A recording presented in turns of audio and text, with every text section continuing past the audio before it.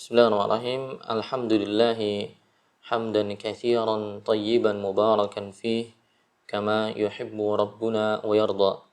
Wa asyhadu an la ilaha illallah wahdahu la syarika lah wa asyhadu anna Muhammadan abduhu wa rasuluh.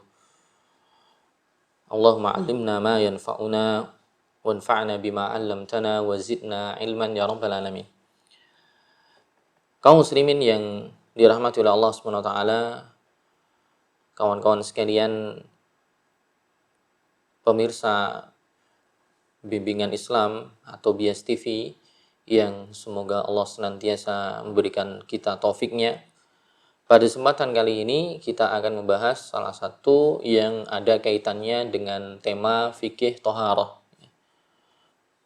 Kalau kita membuka pelajaran fikih, kita membuka buku-buku fikih, mayoritas buku-buku fikih di bab-bab pertama itu pembahasannya adalah berkaitan dengan thaharah, bagaimana cara bersuci. Dan ketika kita masuk kepada bab thaharah itu, kita nanti akan mendapati salah satu subbab atau judul pembahasan biasanya juga berkaitan dengan perkara-perkara yang najis. Kemudian lantas ada pertanyaan, apakah setiap yang keluar dari dua lubang pembuangan manusia, yaitu dari kubulnya dan dari duburnya, apakah semuanya kemudian terhitung sebagai sesuatu yang najis? Apakah secara garis besar atau kita katakan semuanya apakah najis? Ataukah tidak? Misalnya kemudian akan muncul tema, apakah sperma atau air mani itu najis ataukah tidak? Itu yang akan kita bahas pada kesempatan kali ini, yaitu hukum air mani atau hukum sperma, apakah dia terhitung sebagai sesuatu yang najis ataukah tidak. Sebagian ulama memang telah menetapkan satu kaidah bahwa hukum asal apa saja yang keluar dari dua saluran pembuangan manusia itu hukumnya najis, hukum asalnya. Namun nanti tentunya akan ada yang dikecualikan.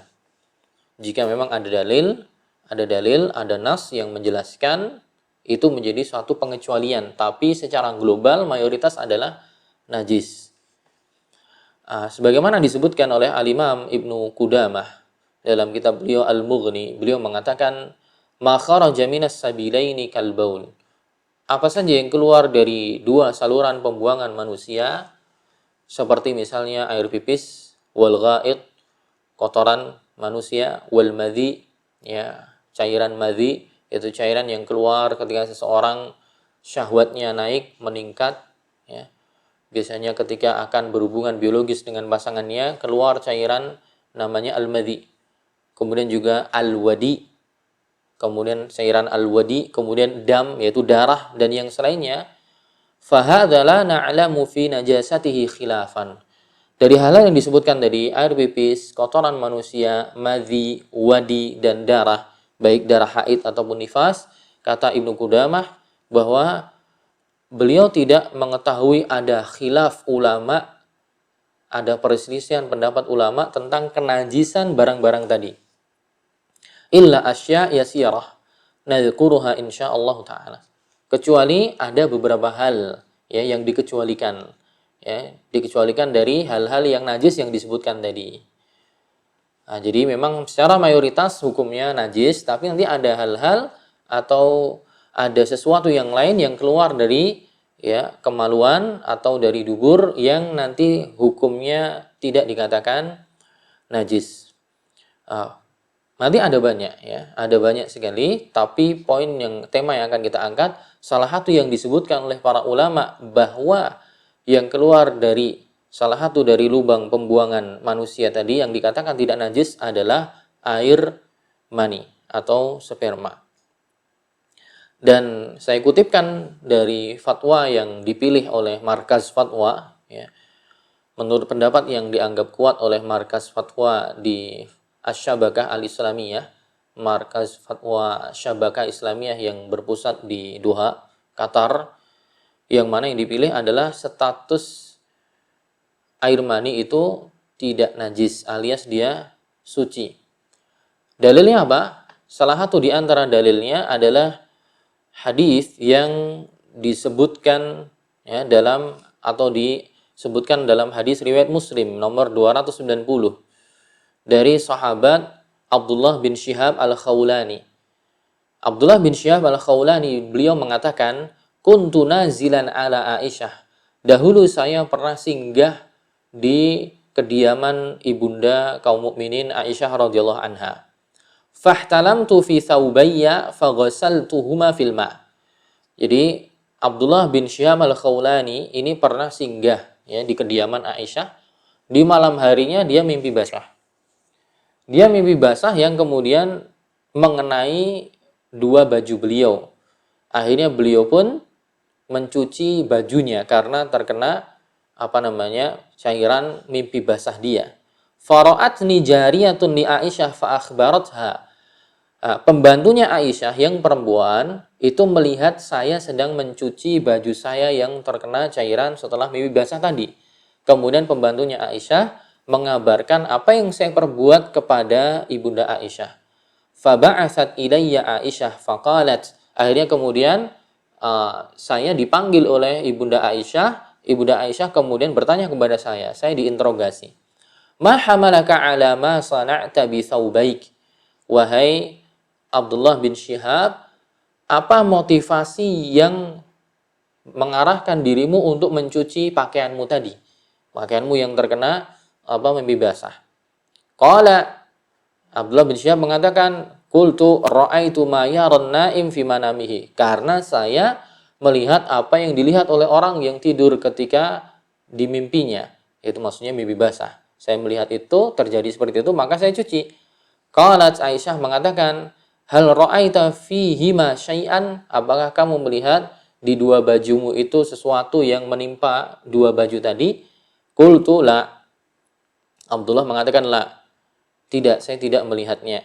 Aisyah mengatakan, falau ra'aita syai'an ghasaltahu? Misalnya kamu mendapati bajumu tadi kena cairan setelah mimpi basah, apakah kamu juga akan tetap mencucinya? Kemudian Aisyah mengatakan, laqad ra'aituni wa inni la ahaqquhu min saubi Rasulillah SAW ya bisan bi dhufri. Ya. Aisyah kemudian mengatakan, ya sungguh dahulu aku melihat bekas air mani pada baju Rasulullah SAW dan saya pun hanya menggaruk bekas air mani yang ada di bajunya Nabi SAW dengan kuku beliau dalam kondisi bekasnya tadi sudah kering.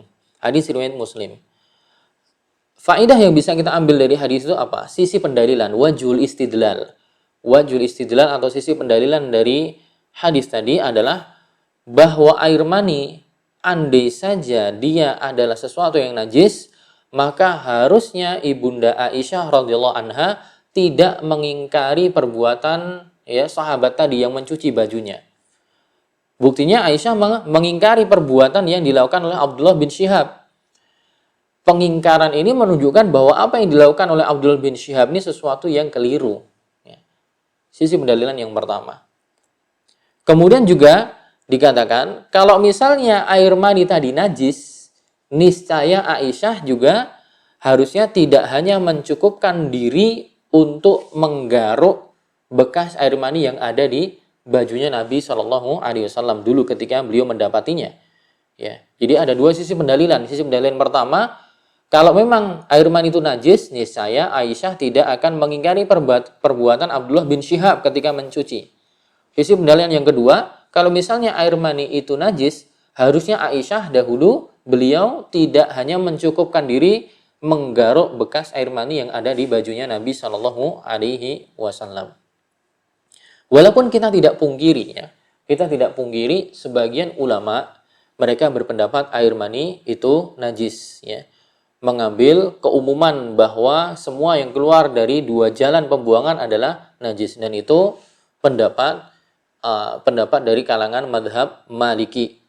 Namun pendapat tersebut dijelaskan ulang oleh Al-Imam An-Nawawi rahimahullah dalam Al-Muhadzab ya. Syarah Al-Muhadzab Al-Majmu'. beliau membantah bahwa air mani itu adalah sesuatu yang najis. Beliau membantah sisi pendalilannya. Al-Imam Nawawi mengatakan wa ajaba ashabuna 'anil qiyas 'alal bauli wad dami bi anna al-maniyya aslul adamil mukarram fa huwa bit-tini ashbah bi khilafihima.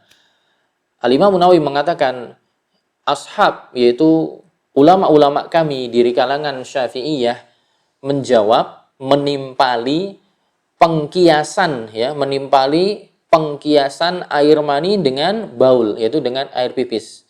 Yang mengatakan air mani najis karena mereka mengkiaskan, menganalogikan air mani sama dengan air pipis, juga sama dengan darah. Tapi dibantah oleh para ulama di kalangan Syafi'iyah yang dikutipkan oleh Imam Nawawi. Justru menganalogikan air mani sama dengan air pipis atau sama dengan darah, ini jauh. Justru kesamaan dia dengan tin, yaitu dengan dengan tanah liat, itu lebih dekat. Ya. Kenapa? Karena air mani itu aslun adamiyun, karena dia adalah asal awal mula terbentuknya manusia. Sebagaimana manusia awal mulanya pertama diciptakan dari tanah, kemudian setelahnya Allah menciptakan manusia dari air mani. Ini penyerupaan, penganalogian ini lebih dekat daripada disamakan dengan air pipis atau dengan darah. Ini bantahan yang pertama. Wa an qaulihim yakhruju min makhrajil baul bil mana'. Juga bantahan kedua, sebagian ulama yang mengatakan air mani itu najis karena dia keluar dari saluran keluarnya air pipis. Karena air mani keluar dari saluran yang sama dengan air pipis, maka menjadikan dia najis. Ini juga dibantah. Bal mamarruhuma mukhtalaf. Justru yang benar adalah saluran air mani dengan saluran air pipis itu berbeda. Dikatakan oleh Al-Qadhi Abu Thayyib, wa qad syukka dzakarur rajul birrumi fawujida kadzalik. Kata Al-Qadhi Abu Thayyib, dahulu di Romawi pernah ada seorang yang meninggal laki-laki, kemudian mohon maaf ya, kemaluannya kemudian dibelah. Dan ternyata ketika dibelah itu ada saluran yang berbeda. Saluran untuk pipis itu ada saluran sendiri, saluran untuk air mani itu sendiri.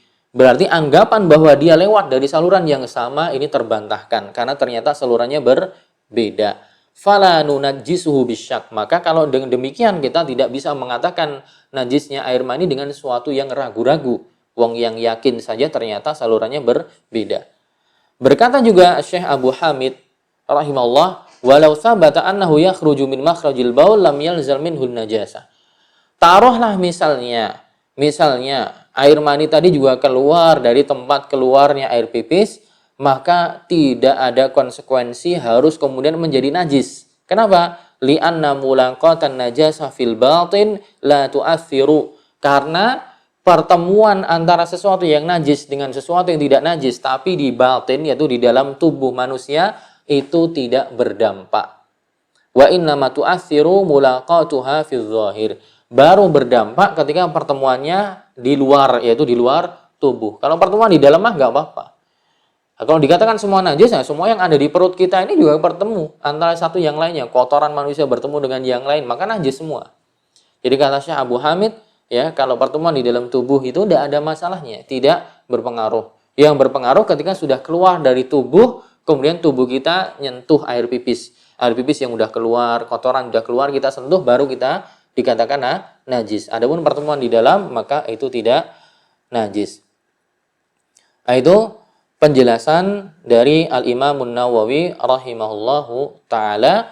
Berarti kesimpulannya, menurut pendapat yang dipilih oleh Markas Fatwa Asy-Syabakah Al-Islamiyah, yang saya pribadi condong kepada pendapat itu, bahwa air mani, air sperma seseorang itu statusnya suci, tidak najis, dan itu bagian dari sesuatu yang keluar dari dua jalan pembuangan yang dikecualikan dari kenajisan. Jadi hukum asalnya semuanya najis, tapi air mani termasuk yang dikecualikan dan dia statusnya suci insya Allah. Mungkin itu yang bisa kita sampaikan.